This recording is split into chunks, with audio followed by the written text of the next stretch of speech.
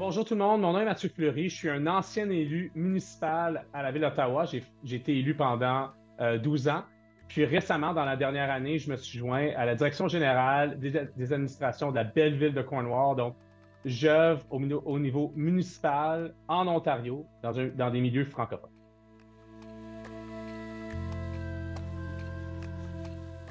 Il y a deux volets, si on veut. Il y a l'administration, l'organisation, les employés municipaux. Puis de l'autre volet, ben, c'est vraiment la communauté.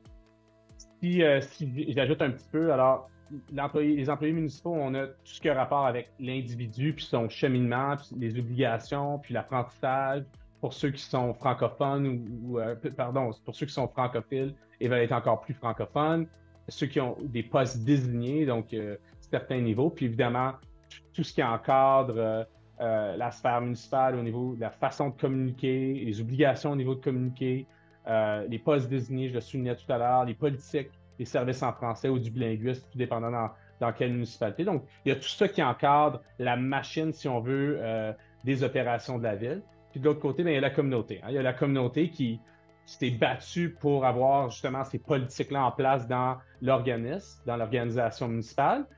Puis ensuite, la réalité de la communauté aujourd'hui, particulièrement autant à la ville d'Ottawa que maintenant à la ville de Cornwall, la diversité de cette communauté-là, beaucoup de nouveaux arrivants, d'Afrique francophone qui ont aussi une volonté à ce que cette francophonie-là rayonne puis évolue.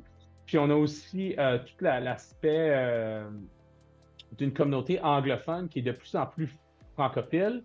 Ça, c'est grâce particulièrement au niveau des programmes d'immersion dans les écoles anglophones dans cette dernière décennie, des programmes qui sont de plus en plus souhaitables de la part des parents anglophones. Donc, il y a une sensibilisation aux bénéfices de la francophonie, de l'histoire francophone, puis une évolution aussi des services et des attentes de la communauté, que ce soit autant au niveau des services de première ligne là, dans les services sociaux, services de loisirs, dont les cours de natation, puis aussi le volet développement économique, particulièrement les festivals, comment on fait pour les communautés qui sont ethnoculturelles francophones, comment on fait pour les anciens festivals qui, eux, ont eu les gros ou ont les sommes d'argent un petit peu plus établies, soient capables de se développer, de cheminer dans une réalité actuelle là, où il y a vraiment une transformation de la francophonie dans les villes, particulièrement comme la ville d'Ottawa et la ville de Cornwall.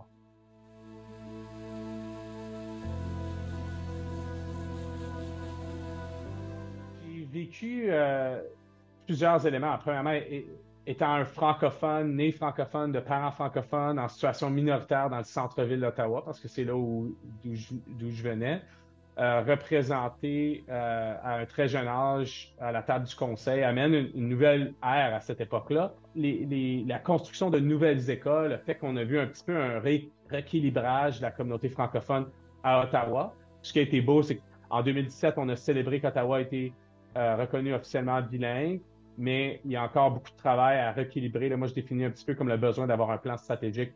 Quels sont les objectifs de la communauté francophone? Quels sont les objectifs autant pour la communauté que pour la ville en 2024? C'est là où il y a vraiment un besoin grandissant. La ville d'Ottawa vit réellement ce que la communauté de Cornwall vit, c'est qu'il y a une belle vitalité de la francophonie établie, mais il y a une diversité encore plus grande qui se présente, puis des objectifs à travers tout ça, des aspirations à un rayonnement. Puis il y a aussi une communauté anglophone qui est de plus en plus sensible à l'importance et à l'historique francophone.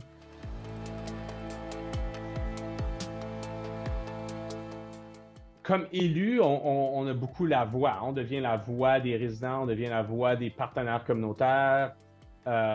Et puis, on revendique auprès des élus, on revendique auprès de l'administration publique. Maintenant, dans mon rôle, c'est un petit peu, c'est un rôle inversé, si on veut, où on reçoit des directions de la part du conseil municipal. Dans ce contexte-ci, au niveau de la ville de Cornwall, c'est rassurant. Évidemment, le maire et puis l'ensemble des élus nous ont fixé des objectifs de révision de la politique des services en français, ce qui a entamé une série d'engagements citoyens, autant des sondages que des tables de concertation, que maintenant des nouveaux objectifs. Évidemment, il faut faire ça avec un doigté hein, dans une administration où les gens ont des statuts, hein, ils ont des postes, ils sont peurs pour leur poste, pour leur équipe. Qu'est-ce que ça va vouloir dire le changement? Est-ce que tout devrait être traduit en français? Est-ce qu'on va avoir des nouveaux objectifs pour eux d'apprendre le français? Est-ce qu'ils devront communiquer avec le public différemment? Donc, c'est tous les éléments qu'il faut naviguer dans l'administration publique.